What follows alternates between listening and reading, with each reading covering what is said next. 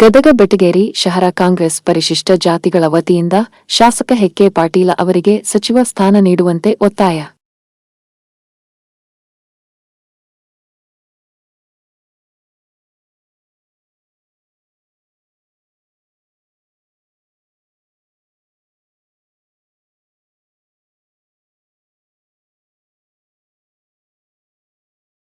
ಇಂದು ನಾವು ಪತ್ರಿಕಾಗೋಷ್ಠಿ ನಡೆಸುತ್ತಿರುವ ಉದ್ದೇಶ, ಮೊದಲ ಸಚಿವ ಸಂಪುಟದಲ್ಲಿ ಗದಗ ಮತಕ್ಷೇತ್ರದ ಎಚ್ ಕೆ ಪಾಟೀಲ್ ಸಾಹೇಬರಿಗೆ ರಾಜ್ಯ ಕಂಡಂಥ ಅಪ್ರತಿಮ ನಾಯಕ ಎಚ್ ಕೆ ಪಾಟೀಲ್ ಸಾಹೇಬರಿಗೆ ಮೊದಲ ಹಂತದಲ್ಲಿ ಕೈ ಬಿಡುವುದರಿಂದ ತುಂಬ ಬೇಸರಗೊಂಡಿದ್ದೀವಿ.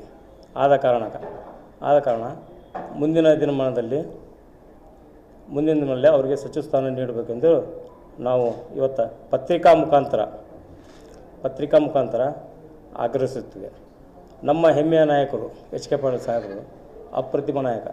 ಇಂತಿಂಥವರು ತಾವು ಫಸ್ಟ್ 2003-4 ಸಚಿವರಾದಾಗ ರಾಸಾಯನಿಕ ಗೊಬ್ಬರದಿಂದ ಹೊಲಗಳು ಬೆಳೆ ಬರ್ತಿದ್ದಿಲ್ಲ. ಅಂಥ ಟೈಮ್ನಾಗ ತಾವು ಸಚಿವರಿದ್ದಂಥ ಇದರೊಳಗೆ ಎಲ್ಲ ರೈತರಿಗೆ ಬೆನ್ನೆಲುಬಾಗಿ ನಿಂತು ರಾಸಾಯನಿಕ ಗೊಬ್ಬರ ಶಾಶ್ವತವಾಗಿ ಕೃಷಿ ಮಂತ್ರಿ ಆಗಿದ್ದರು. ಅವಾಗ ಶಾಶ್ವತವಾಗಿ ಇದು ಮಾಡಿ ರೈತರು ಆತ್ಮಹತ್ಯೆ ಮಾಡಿಕೊಳ್ಳುವಂಥ ಸಂದರ್ಭದಾಗ ಅವ್ರು ನಿಂತು ಕೃಷಿ ಇದರೊಳಗೆ ಯಶಸ್ವಿಗೊಳಿಸಿ ಆ ಹೊಲಗಳು ಮತ್ತೆ ಬೆಳೆಯುವ ರೀತಿಯಾಗಿ ಮಾಡಿದರು. ಅಂಥ ಸಚಿವರನ್ನ ಇವತ್ತು ಪರಿಗಣಿಸಿದ್ದಾರೆ. ಮಾನ್ಯ ಪತ್ರಿಕಾ ಮುಖಾಂತರ ನಾನು ರಾಷ್ಟ್ರೀಯ ನಾಯಕರು ಮತ್ತು ರಾಜ್ಯ ನಾಯಕರಲ್ಲಿ ಮನವಿ ಮಾಡಿಕೊಳ್ಳುತ್ತೇವೆ. ಸೋನಿಯಾ ಗಾಂಧೀಜಿ, ಮಲ್ಲಿಕಾರ್ಜುನ್ ಖರ್ಗೆ ಅವರಿಗೆ, ರಾಹುಲ್ ಗಾಂಧೀಜಿ, ಪ್ರಿಯಾಂಕಾ ಗಾಂಧೀಜಿ ಮತ್ತು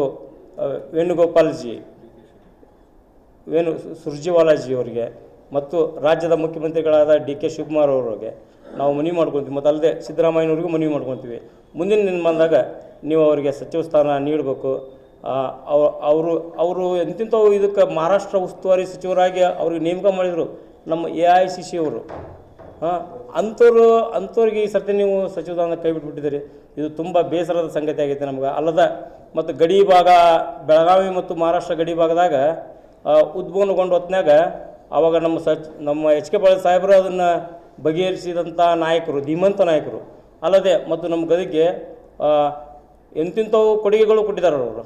ರಾಜ್ಯಕ್ಕೂ ಕೊಡುಗೆಗಳು, ಅಪಾರ ಕೊಡುಗೆಗಳು ಕೊಟ್ಟಿದ್ದಾರೆ ಅವರು. ಗದಗಿಗೆ ಕೈಮಗ್ಗ ಇತ್ತು. ಗದಗಿನಾಗ ಅವರು ಮಂತ್ರಿ ಆದಾಗ ಕೈಮಗ್ಗಗಳು ಅಂತ ವಿದ್ಯುತ್ ಚಾಲಿತ ಕೈಮಗ್ಗಗಳು ಬಂದ್ ಮಾಡಿ ವಿದ್ಯುತ್ ಚಾಲಿತವಾಗಿ ಅವ್ರನ್ನ ಕೈಮಗ್ಗಗಳು ತಮ್ಮಂದರು ಗದಗಿಯವರು. ಅಂಥ ಧೀಮಂತ ನಾಯಕನ ಇವತ್ತು ನಾವು ಎಂಥ ಪರಿಸ್ಥಿತಿಗೆ ಇಕ್ಕಟ್ಟಿನಾಗ ಶಿಕ್ಷಿಬಿಟ್ರೆ ನಮ್ಮ ರಾಜ್ಯದ ನಾಯಕರು ಮತ್ತು ರಾಷ್ಟ್ರೀಯ ನಾಯಕರು ಅಂದ್ರೆ ಅದು ನಮ್ಗೆ ತುಂಬ ಬೇಸರ ಸಂಗತಿ ಆಗಿದೆ. ಮತ್ತು ನಮ್ಮ ಗದಗಿಗೆ ಅಪಾರ ಕೊಡುಗೆಗಳು ಕೊಟ್ಟಿದ್ದಾರೆ ರೀ ಅವರು. ಕ್ರೀಡಾ ಯೋಜನೆ ಒಳಗೆ ಅವ್ರಿಗೆ ಕ್ರೀಡಾದ್ದು ಭಾಳ ಆಸಕ್ತಿ. ಅದರೊಳಗೆ ಕ್ರಿಕೆಟ್ ಒಂದು ಮೈದಾನ ಕೂಡ ಈಗ ಹಮ್ಮಿಕೊಂಡಿದ್ದಾರೆ. ಅಲ್ಲದೆ ಇನ್ನೂ ಅನೇಕ ಕ್ರೀಡಾ ಇದು 400 ಮೀಟರ್ ಇದು ಕೆ ಎಚ್ ಪಾಟೀಲ್ ಜಿಲ್ಲಾ ಕ್ರೀಡಾಂಗಣ, ಒಳ ಕ್ರೀಡಾಂಗಣ, ಮಲ್ಟಿ ಜಿಮ್, ಸ್ವಿಮ್ಮಿಂಗ್ ಪೂಲು ಮತ್ತು ಕಳಸಾಪುರ ಇಂದೂರ್ ಸ್ಟೇಡಿಯಮ್ಮು ಇಂಥವೆಲ್ಲ ಮಾಡಿದೆ. ಮತ್ತು ಅದು ಅಲ್ಲದೆ ಎಚ್ ಕೆ ಪಾಟೀಲ್ ರಾಜ್ಯದಲ್ಲಿ ಗ್ರಾಮೀಣ ವಿಶ್ವವಿದ್ಯಾಲಯ ಅಂತಂದೇಳಿ ನೋಡ್ರಿ, ಅದು ಮೊಟ್ಟ ಮೊದಲಿಗೆ ನಮ್ಮ ಗದಗ ಬಂದೈತೆ ರೀ. ಇದಕ್ಕೆಲ್ಲ ಎಚ್ ಕೆ ಪಾಟೀಲ್ ಸಾಹೇಬ್ರೇ ಇದಕ್ಕೆ ಕಾರಣ. ಇಂಥವೆಲ್ಲ ಗಮನಿಸಿ ತಾವು ಅವ್ರನ್ನ ಸಚಿವ ಸ್ಥಾನ ನೀಡಬೇಕು. ಮತ್ತು ಅಲ್ಲದೆ ಅವರು ಗ್ರಾಮೀಣಾಭಿವೃದ್ಧಿ ಖಾತೆ ಸಚಿವರಾದಾಗ ಮೇಲೆ ಬಿ ಜೆ ಪಿ ಪ್ರಧಾನಿಗಳಾದಂಥ ಅವ್ರನ್ನ ಕರೆಸಿ ಪರಿಸ್ಥಿತಿ ಕೂಡ ಕೊಟ್ಟಿದ್ದಾರೆ. ಅವ್ರಿಗೆ 3 ಬೇರೆ ಪರಿಸ್ಥಿತಿ ತೊಗೊಂಡ್ರೆ ಅವರು. ಇದು ನಮಗೆ ಹೆಮ್ಮೆಯ ವಿಷಯ ರೀ. ಅಂಥವ್ರನ್ನ ನೀವು ಗಮನಿಸಿ ಅವ್ರಿಗೆ ಸಚಿವ ಸ್ಥಾನ ಕೊಡಬೇಕಿತ್ತು. ಅದು ಕೂಡ ತಾವು ಕೊಟ್ಟಿದ್ದಿಲ್ಲ. ಎಂತೆಂಥ ಪರಿಸ್ಥಿತಿ ಪಡೆದಿದ್ದಾರೆ ಇವರು. ಪಡೆದಿದ್ದಾರೆ. ನಾನಾಜಿ ದೇಶಮುಖ್ ರಾಷ್ಟ್ರೀಯ ಗೌರವ ಪರಿಸ್ಥಿತಿ, ಗ್ರಾಮ ಸಭೆ ಪರಿಸ್ಥಿತಿ, ಸಶಸ್ತ್ರ ಕಿರಣ ಪರಿಸ್ಥಿತಿ ಹೊಂದಿದ್ದಾರೆ. ಇಂಥ ಸಚಿವರಿಗೆ ಇಂಥ ಶಾಸಕರಿಗೆ ನೀವು ಕೈ ಬಿಟ್ಟಿರೋ ದುಃಖದ ವಿಷಯ ಆಗಿದೆ. ಆದ್ದರಿಂದ ಕಾಂಗ್ರೆಸ್ ಪಕ್ಷ ರಾಷ್ಟ್ರೀಯ ನಾಯಕರಾದಂಥ ಮಲ್ಲಿಕಾರ್ಜುನ್ ಖರ್ಗೆಜಿಯವರು ಮತ್ತು ಸೋನಿಯಾ ಗಾಂಧೀಜಿಯವರು, ರಾಹುಲ್ ಗಾಂಧೀಜಿಯವರು ಇವ್ರನ್ನ ಸುರ್ಜೇವಾಲಾಜಿ, ವೇಣುಗೋಪಾಲ್ಜಿ ಇವ್ರನ್ನ ಆದಷ್ಟು ಬೇಗ ಮುಂದಿನ ದಿನಮಾನದಾಗ ಸಚಿವ ಸ್ಥಾನ ನೀಡಬೇಕಂತ ನಾವು ತಮ್ಮ ಪತ್ರಿಕಾ ಮಾಧ್ಯಮ ಮುಖಾಂತರ ವಿನಂತಿಸಿಕೊಳ್ಳುತ್ತೇವೆ. ಅಲ್ಲದೆ ಇನ್ನೂ ಅನೇಕ ಅವರು ಕಾರ್ಯಗಳು ಗದಗಲ್ಲಿ ರೂಪಿಸಿಕೊಂಡು ಮತ್ತು ಇದು ರಾಜ್ಯಕ್ಕೂ ಕೂಡ ರಾಜ್ಯದ ಮಂದಿ ಕೂಡ ಇವರನ್ನು ಕಳ್ಕೊಂಡು ಇವತ್ತು ಪೇಚಾಡ್ತಾ ಇದ್ದಾರೆ ರೀ. ಇಂಥ ಸಚಿವರನ್ನು ಇಂಥ ಶಾಸಕರನ್ನು ನಾವು ಕಳ್ಕೊಂಡಿವಲ್ಲ ಅನ್ನೋದೊಂದು ಸಚಿವ ಸ್ಥಾನ ನೋಡ್ಬೇಕು ಅನ್ನೋದು ಇವತ್ತಿನ ನಾವು ನೋಡ್ರಿ ನಾವು ಎಷ್ಟು ಗಟ್ಟಗೋತಿಂತ ಏನು ಇವತ್ತು ನಾವು ಪ್ರೆಸ್ ಮೀಟ್ ಮಾಡಿದ್ವಿ. ಇದನ್ನು ನಾವು ಮುಂದಿನ ನಿರ್ಮಾಣದಾಗ ಅವ್ರ ಸಚಿವ ಸ್ಥಾನ ಕೊಡಲಿಲ್ಲ ಅಂದ್ರೆ ನಾವು ಇನ್ನೂ ಹೆಚ್ಚಿನ ಇದರೊಳಗೆ ಉಗ್ರ ಹೋರಾಟ ಮಾಡ್ತೀವಿ.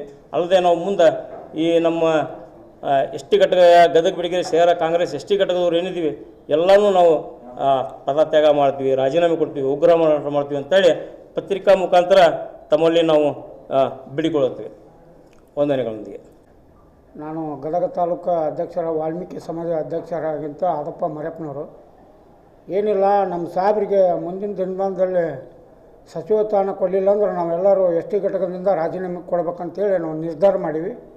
ಆಮೇಲೆ ಗದಗ ಜಿಲ್ಲೆದಾಗ ಬಡವರಿಗೆ ಎಷ್ಟು ಆಧಾರ ಆಗ್ಯಾರ ಅನ್ನೋದು ಆ ಮುಖ್ಯಮಂತ್ರಿಗೆ ಗುರುತು. ಅವ್ರು ವಿಚಾರ ಮಾಡಬೇಕು, ಗದಿನಾಗ ಬಡವರಿಗೆ ಎಷ್ಟು ಮಂದಿಗೆ ಮನೆ ಕಟ್ಟಿಕೊಟ್ಟಿದ್ದಾರೆ, ಎಷ್ಟು ಮಂದಿಗೆ ಆಧಾರ ಆಗ್ಯಾರ ಅನ್ನೋದು ಮುಖ್ಯಮಂತ್ರಿಗೆ ಬಿಟ್ಟುಕೊಟ್ಟ ವಿಷಯ. ಆಮೇಲೆ ಮುಂದಿನ ದಿನವಾಗ ನಮ್ಮ ಸಾಹೇಬರಿಗೆ ಸಚಿವ ಸ್ಥಾನ ಕೊಡಲಿಲ್ಲ ಅಂದ್ರೆ ನಾವು ಉಗ್ರ ಹೋರಾಟ ಮಾಡ್ತೀವಿ ಅಂತೇಳಿ 2 ಮಾತು ಮಾತಾಡಿ ಮುಗಿಸ್ತೀವಿ. ಬಸವರಾಜ್ ಮಹೇಂದ್ರಪ್ಪ ಬೆಳದಳ್ಳಿ ವಾಲ್ಮೀಕಿ ಸಮಾಜದ ಜಿಲ್ಲಾ ಅಧ್ಯಕ್ಷರಾಗಿ ನಾವು ಏನು ಎಚ್ ಕೆ ಪಾಟೀಲರಿಗೆ ಮಂತ್ರಿ ಸ್ಥಾನ ಕೊಡಲಿಲ್ಲ ಅಂದರೆ ಏನು ನಮ್ಮ ಎಸ್ ಟಿ 35 ಜಿಲ್ಲೆಗಳಲ್ಲಿ ನಾವು ಕರೆ ಕೊಡ್ತೀವಿ ಎಸ್ ಟಿ ಗೆಟದು ಅದನ್ನು ರಾಜೀನಾಮೆ ಕೊಡ್ತೀವಿ ನಾವು. ಮತ್ತು ನೀವು ದಿನ ಈ 2ನೇ ಹಂತದಲ್ಲಿ ನೀವು ಸ್ಥಾನ ಕೊಡಬೇಕು ನಮ್ಮ ಎಚ್ ಕೆ ಪಾಟೀಲರಿಗೆ ಅಂಥೇಳಿ ನಾನು ಕೈ ಮುಗಿದು ತಮ್ಮಲ್ಲಿ ವಿನಂತಿ ಘೋಷಿಸ್ಕೊಂಡಿದ್ದೇನೆ. ಮೊದಲದಾಗಿ ಎಲ್ಲ ನನ್ನ ಪತ್ರಿಕಾ ಸ್ನೇಹಿತರಿಗೆ ಮತ್ತು ಇಲ್ಲಿ ಕುಂತಂಥ ಹಿರಿಯರ ವಾಲ್ಮೀಕಿ ಸಮಾಜದ ಹಿರಿಯರಿಗೆ ನಮಸ್ಕಾರ ಹೇಳುತ್ತಾ, ನಮ್ಮ ಎಚ್ ಕೆ ಪಾಟೀಲ್ ಸಾಹೇಬರಿಗೆ ಯಾಕೆ ಮಂತ್ರಿ ಸ್ಥಾನ ಕೊಡಬೇಕು ಅಂತೇಳಿ ಒಂದು ಕ್ವಶನ್ ಕೇಳಿದ್ರೆ, ಅವರು ನಮ್ಮ ಕರ್ನಾಟಕದೊಳಗೆ ಹಿರಿಯ ರಾಜಕಾರಣಿ, ಹಿರಿಯ ಮುತ್ಸದ್ದಿ 32 ಇಲಾಖೆ ಒಳಗೆ ಅವ್ರು ಏನೋ ಕೇಳಿದ್ರು ನೀವು ಅವರಿಗೆ 32 ಇಲಾಖೆಯನ್ನು ನಡೆಸುವಂಥ ತಾಕತ್ತು ಯಾರಿಗೆ ಇರ್ತದೆ ಅಂದ್ರೆ ಅದು ಎಚ್ ಕೆ ಪಾಟೀಲ್ ಸಾಹೇಬರಿಗೆ ಅಂತೇಳಿ ಒಂದು ಪತ್ರಿಕಾ ಮುಖಾಂತರ ಯಾಕಂದ್ರೆ ನೀವು ಪ್ರತಿಯೊಂದು ಯಾವುದೋ ಒಂದು ನೀವು ಸಾಹೇಬ್ರ ಕಡೆ ಒಂದು ಕೆಲಸಕ್ಕೆ ಹೋದಾಗ ಅದ್ರ ಬಗ್ಗೆ ಡೀಟೇಲ್ಸ್ ಹೇಳಿ ಕಳಿಸ್ತಾರೆ, ಯಾವುದೇ ಇಲಾಖೆ ಇರಲಿ ಅಂತ. ಇವರು ಡಿ ಕೆ ಶಿವಕುಮಾರ್ ಸಾಹೇಬರು ಒಂದು ಸಂಪುಟೊಳಗೆ ಇವರಿಗೆ ಸಚಿವ ಸ್ಥಾನ ಕೊಡಬೇಕು, ಅವರಿಗೆ ಬೆನ್ನೆಲುಬಾಗಿ ನಿಂದಿರ್ಬೇಕು. ಇವರು ಡಿ ಕೆ ಶಿವಕುಮಾರ್ ಸಾಹೇಬರು ಯಾರಾದರೂ ಅವರಿಗೆ ಗೈಡೆನ್ಸ್ ಕೊಡ್ಬೇಕಂದ್ರೆ ಅದು ಎಚ್ ಕೆ ಪಾಟೀಲ್ ಸಾಹೇಬರು ಇದ್ದರೆ ಮಾತ್ರ ಅವರು ಸರ್ಕಾರ ಮುಂದೆ ಹೋಗುತ್ತದೆ. ಇದು ಪತ್ರಿಕಾ ಮುಖಾಂತರ ನಾನು ಹೇಳಕ್ಕೆ ಬಯಸ್ತೀನಿ. ಯಾಕಂದರೆ ನಮ್ಮ ಎಚ್ ಕೆ ಪಾಟೀಲ್ ಸಾಹೇಬರು ಹಿಂದಿನ ಒಂದು ನೋಡಿದರೆ ಪ್ರತಿಯೊಂದು ಕಡುವ ಬಡುವ ಎಲ್ಲರಿಗೂ ಒಂದು ಯಾವುದೇ ಜಾತಿ ಇರಲಿ ಯಾವುದೇ ಇರಲಿ ಅವ್ರು ಯಾವುದೂ ನೋಡೋಲ್ಲ, ಎಲ್ಲರೂ ನಮ್ಮವರೇ, ಎಲ್ಲರೂ ಇವರೇ. ಈಗ ಹೇಳ್ಬೇಕಂತಂದ್ರೆ ಈಗ ರಾಜಕಾರಣಿ ಒಳಗೆ BJP ಕಾಂಗ್ರೆಸ್ JDS ಇದ್ದಿದ್ದ, ಆದರೆ ಅವರು ಎಂಥ ಮನಸ್ಥಿತಿ ಅಂತಂದರೆ BJP ಇರಲಿ ಕಾಂಗ್ರೆಸ್ ಇರಲಿ ನಮ್ಮ ಕ್ಷೇತ್ರರಲ್ಲ ಎಲ್ಲರಿಗೂ ಸತ ಅವರು ಒಂದು ಕೆಪಾಸಿಟಿ ಇರುವಂಥ ನಮ್ಮ ಸಾಹೇಬರು. ನೀವು ತಕ್ಷಣ ಅವರಿಗೆ ಒಂದು ಚಲೋ ಖಾತೆ ಕೊಟ್ಟು ಅವ್ರನ್ನ ಡಿ ಕೆ ಶಿವಕುಮಾರ್ ಅವರು ಸಾಹೇಬರು ತಮ್ಮ ಸಂಪುಟೊಳಗೆ ಹಾಕ್ಕೊಂಡು ಅವರಿಗೆ ಮುಂದಿನ ನಿರ್ಮಾಣದೊಳಗೆ ನಿಮ್ಮ ಒಳ್ಳೆಯ ಒಂದು ಸರ್ಕಾರಕ್ಕೆ ಒಂದು ಒಳ್ಳೆಯ ಹೆಸರು ತರಬೇಕಂದ್ರೆ ನಮ್ಮ ಎಚ್ ಕೆ ಪಾಟೀಲ್ ಸಾಹೇಬರು ಇರಬೇಕು. ಇದ್ದರೆ ಈ ಸರ್ಕಾರ ಒಂದು ಶೋಭೆ ಅಂತೇಳಿ ನಾನು ಪತ್ರಿಕಾ ಮುಖಾಂತರ ನಾನು ಅವ್ರನ್ನ ಸರ್ಕಾರಕ್ಕೆ ಆಗ್ರಹ ಮಾಡ್ತೀನಿ.